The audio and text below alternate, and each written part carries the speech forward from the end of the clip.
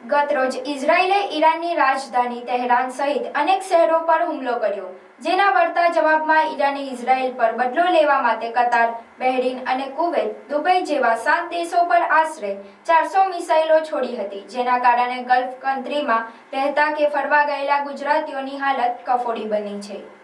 Dubai airspace બંધ થવાની અસર ભારત ઉપર જોવા મળી છે. ઈરાન એરસ્પેસ પરના પ્રતિબંધો વચ્ચે 410 ફ્લાઇટ્સ રદ કરવામાં આવી છે. ભારતે પશ્ચિમ એશિયા એરસ્પેસ પરના પ્રતિબંધોને કારણે 400થી વધુ ફ્લાઇટ્સ રદ કરી છે. દુબઈ દરરોજ 2000થી વધુ ફ્લાઇટ્સ હેન્ડલ કરે છે. Gulf region Asia, Europe, Africa, north અમેરિકાને જોડતો એક મહત્વપૂર્ણ એવિએશન કોરિડોર છે. ઇન્ડિગોએ અલમાતી, બાકુ, તાશ્કંદ, તિબિલિસીની ફ્લાઇટ્સ રદ કરી છે. રવિવારે પણ સતત બીજા દિવસે પણ અમેરિકા અને ઇઝરાયેલના ઈરાન પર હુમલા ચાલુ રહ્યા છે. ચાલી રહેલા આ સંઘર્ષ વચ્ચે મિડલ ઈસ્ટમાં પરિસ્થિતિ ઝડપથી બગડી ગઈ છે. વિમાન સેવા બંધ થવાની અસર દુબઈથી ભારત સુધી અનુભવાઈ રહી છે. દુબઈ એરપોર્ટ પર કેટલાય ગુજરાતીઓ ફસાયા છે. આસપાસ થતા ધડાકાઓ અને આકાશમાં ઉડતી મિસાઇલો અને ડ્રોનના કારણે લોકો ભયભીત બન્યા છે, તો અહીં વસતા તેઓના પરિવારજનો પણ સતત ચિંતામાં રહી સ્વજનોના સંપર્ક કરી રહ્યા છે. ભરૂચના જાણીતા એડવોકેટ અને ભાજપના અગ્રણી રાજેન્દ્ર સુતરિયા પણ તેમના 4 પરિવારજનો સાથે દુબઈમાં ફસાયા છે. તેઓએ સોશિયલ મીડિયા પર પોસ્ટ મૂકી આ અંગે જાણકારી આપી મદદ માટેની અપીલ કરી હતી. બીજી બાજુ મૂળ ભરૂચના અને છેલ્લા 1.5-2 વર્ષથી દુબઈમાં રહેતા પત્રકાર વસીમ મલિકે પણ ત્યાંની સ્થિતિનો ચિતાર આપતા જણાવ્યું હતું કે અહીં પર ઈરાનના હુમલા થયા છે અને હવે લોકો ભયભીત છે. કેવું ચાલી રહ્યું છે અત્યારે દુબઈમાં હાલચાલ? બસ દુબઈમાં જો સારું થયું, સારા ટાઈમ પર લાઈવ છીએ આપણે. હું તમને આ બતાવી પણ દઉં. અમે જો આ બધું શોપિંગ કરવા નીકળ્યા છે અત્યારે, એટલે તમે અહીંયા જે લોકો રહે છે ભરૂચના દુબઈમાં જે લોકો ભરૂચના છે, ગુજરાતના છે, એમના માટે પણ આ થોડી રાહતની વાત કહી શકાય. હા, નાની મોટી ઘટનાઓ થઈ છે. અચ્છા, મિસાઇલ 2-4 મિસાઇલ એટેક થયા છે. બુર્જ ખલીફા પાસે પણ થયા છે. અમે જ્યાં રહીએ છીએ અબુ હેલ મેટ્રો સ્ટેશન પાસે પણ થયા છે. પણ દુબઈ ગવર્મેન્ટ એ સારી રીતે ઉપર જ આકાશમાં જ ઘણી બધી મિસાઇલો ઇન્ટરસેપ્ટ કરી નાખી છે. અને ઓવરઓલ ઓલ ઇઝ ગુડ એવું કહેવાય. અત્યારે એવી બધી બીક નથી કે બહાર નહીં નીકળવાનું કે હા, દુબઈ ગવર્મેન્ટ તરફથી એક નોટિફિકેશન ગઈકાલે રાત્રે એલર્ટ આપેલું છે કે હા, કે જરૂર પડે તો જ બહાર નીકળવું અને કામ અર્થે જવું હોય તો જ જવું. અત્યારે અમે પણ જે નીકળ્યા છે એ સ્પેશિયલી કંઈક વસ્તુ લેવી છે અમારે, એટલા માટે નીકળ્યા છે. કારણ કે આગળ જતા પરિસ્થિતિ વણસે પણ ખરી, કઈ કહેવાય ના. આ તો યુદ્ધનો માહોલ છે ને. તો બાકી ઓવરઓલ જઈએ ને, હમણાં શાંતિ છે. પણ કાલે શું થશે કે સાંજે શું થશે એ ખબર નથી, એ ખબર ના, એ કહી ના શકાય.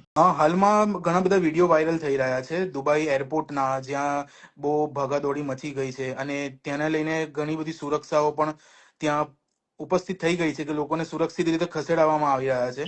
એ ક્યાંનો સીન છે અને કયા જગ્યાનો વિડીયો વાયરલ થઈ રહ્યો છે? હકીકતમાં એ છે કે પછી ફેક ન્યૂઝ છે? જી, હું તમને ચોખવટ કરી દઉં કે આ લગભગ જીસીસી એટલે કે ગલ્ફની 8 જેટલી કન્ટ્રી પર ઈરાને એટેક કરેલો છે, રાઈટ? અને બહેરીનના વિડીયો ને દુબઈના વિડીયો બતાવી દેવામાં આવે છે, સમટાઈમ સાઉદીના વિડીયો ને દુબઈના વિડીયોમાં બતાવી દેવામાં આવે છે. કારણ કે અરેબિક કન્ટ્રીના ઓલમોસ્ટ સ્ટ્રક્ચર જે બાંધકામ છે બધા સરખા દેખાતા હોય જનરલી. યમનના એરપોર્ટને નુકસાન કર્યું છે, જોર્ડનમાં થોડું નુકસાન કર્યું છે આ લોકોએ. પણ દુબઈ એરપોર્ટની ઉપર ભાગાભાગી થઈ હોય. હા, એરપોર્ટ ટર્મિનલ 3 પાસે એક ડ્રોન પડેલું, જેમાં લેડીઝને થોડું ઇન્જરી થયેલી. પણ એ ભાગાભાગી જેવું કાંઈ નથી.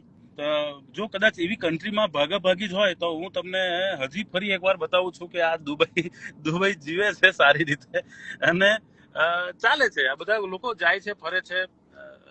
પણ હા, કાળજી લેવાની વાત છે તો કાળજી ચોક્કસ લેવી જ જોઈએ. ઘણા બધા પેસેન્જર્સ છે, માત્ર ઇન્ડિયાના નથી પણ આખા વર્લ્ડના, આખા દુનિયાના, આખા વિશ્વના તમામ દેશોના લોકો અહીંયા ફસાયા જ નથી કહેતો હું. આવા શબ્દો નથી વાપરી શકતો કારણ કે આ કન્ટ્રીની અંદર કોઈ ફસાતું નથી, એટલું કન્ફર્મ છે. બને ત્યાં સુધી આ લોકો એમને લુક આફ્ટર કરતા હોય છે. અહીંયા એમને રહેવાની વ્યવસ્થા જે એરલાઇન્સ બુક હોય છે ને તે જ એરલાઇન્સ દ્વારા પણ એમને પૂરતી આપવામાં આવતી હોય છે. અને દુબઈ હોલ્ડ કઈ એરલાઇન્સ નો હોય? એમિરેટ્સ નો હોય. એમિરેટ્સ એ દુબઈની એરલાઇન્સ છે. જી ઇતિહાદ એ યુએઈ ની એરલાઇન્સ છે. તો જી આ બધી જે એરલાઇન્સો છે એ એમને જ પોતાએ બધા જે પેસેન્જર્સ છે એમને અમુક અમુક હોટલોમાં શિફ્ટ કરી દીધા છે.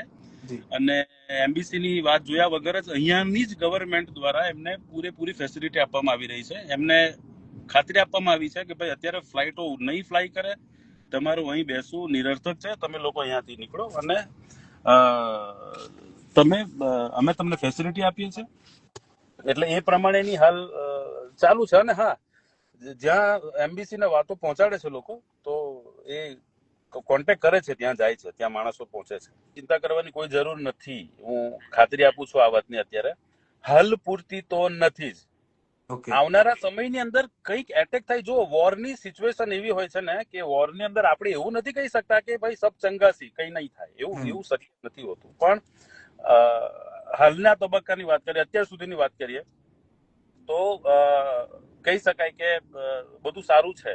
એટલે અમે જે રીતે આરામથી ફરીએ છીએ એ રીતે એ લોકો પણ કોઈક જગ્યાએ બેઠા જ હશે. ઓકે અને હા, અને ચિંતા નથી. કદાચ જો આ વોરની સિચ્યુએશન જયારે બનતી હોય છે ત્યારે અમુક ટાઈમ પર ઇન્ટરનેટ કે એ પણ બંધ કરી દેવાતો હોય છે. એટલે એવી પણ ઘટના બને તો પેનિક થવાની જરૂર નથી. એક સારા અને સુરક્ષિત દેશમાં છો. સૌથી સુરક્ષિત દેશ કહેવાય છે આને. એટલે અહીંયા કોઈ ચિંતા કરવા જેવી લાગતી તો નથી. અને અહીંયાની ગવર્મેન્ટ દ્વારા પણ વારંવાર કહેવામાં આવે છે કે બિલકુલ ફિકર ચિંતા ના કરતા, અમે બેઠા છીએ. સો એમની પાસે ટેકનોલોજીસ પણ બહુ સારી છે કે હવામાં જ ઇન્ટરસેપ્ટ કરી દે છે. ધારો કે કંઈક થાય તો આપણી સરકાર પાસેથી તમે શું અપેક્ષા રાખશો? બિલકુલ અપેક્ષાઓ સરકાર પાસેથી રાખવી પડે. આપણે નાગરિક છીએ એક એ દેશના, અને એ દેશ ને જોઈએ, સરકારને પણ જોઈએ કે અહીંયા રહેતા નાગરિકોને એ સુરક્ષિત રીતે કરે. એ સૌથી મોટું ચેલેન્જ તમને કહી દઉં શું છે. અહીંયા 40 લાખથી પણ વધારે ભારતીયો છે. અચ્છા એટલે એ બીજી કોઈ કન્ટ્રીના કમ્પેરિઝનમાં આ કન્ટ્રીમાંથી એરલિફ્ટ કરવા કે અર્જન્ટ બેઝિસ પર કોલ બેક કરવા એટલા આસાન નહીં રહે. 40 લાખ લોકોને એકદમ જ ખસેડી નાખવા. So it's not easy thing, but એ લોકો કરશે, પ્રયત્નો કરશે કે અને કરવા જોઈએ સરકારને કંઈક ને કંઈક પ્રયત્નો. એટલે પૂર્વ તૈયારીઓ રાખવી જોઈએ કે જી કદાચ કંઈક થાય તો કઈ રીતે અમે રેસ્ક્યુ કરી શકીશું. એની પૂર્વ પ્લાન અત્યારથી બનાવીને રાખવું તો જોઈએ જ સરકારને. કારણ કે અહીંયા યુદ્ધની પરિસ્થિતિ છે, શું સમીકરણ બદલાય છે, શું થાય છે, એ કહી નથી શકાતું. એટલે અમારી અપેક્ષાઓ છે સરકાર પાસેથી કે આવું કંઈક થાય તો એ લોકોની પૂર્વ તૈયારીઓ હોવી જોઈએ. જી વસીમભાઈ, તમારો ખૂબ ખૂબ આભાર તમારો આ કિંમતી સમય આપવા બદલ. અને અમને ઘણું ગમ્યું અને તમે ઘણા બધા સવાલના જવાબ આપ્યા અને હાલની પરિસ્થિતિ અમને જણાવી દુબઈની. અને તમે ખૂબ ખૂબ ત્યાં સ્વસ્થ રહો, સેફ રહો તેવી અમને લોકોને પ્રાર્થના છે.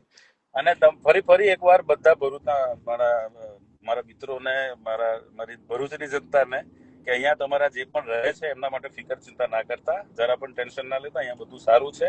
અત્યારે તો બધું જ સારું છે અને આવનારા દિવસોમાં પણ સારું જ થાય. કારણ કે આ લોકો કંઈક ને કંઈક એનો રસ્તો કાઢશે. એટલે ચિંતા ના કરશો. Good morning everyone. Today we are celebrating a farewell party for senior KG kids. Because ये वो बच्चे हैं जो प्ले ग्रुप से हमारे साथ कंटिन्यू कर रहे हैं. But for me we will very bad to think that these kids will go to another school. हमें ये सोच के भी बहुत बुरा लगता है कि अब ये बच्चे दूसरे स्कूल में चले जाएंगे. That's why we celebrate a farewell party for senior KG.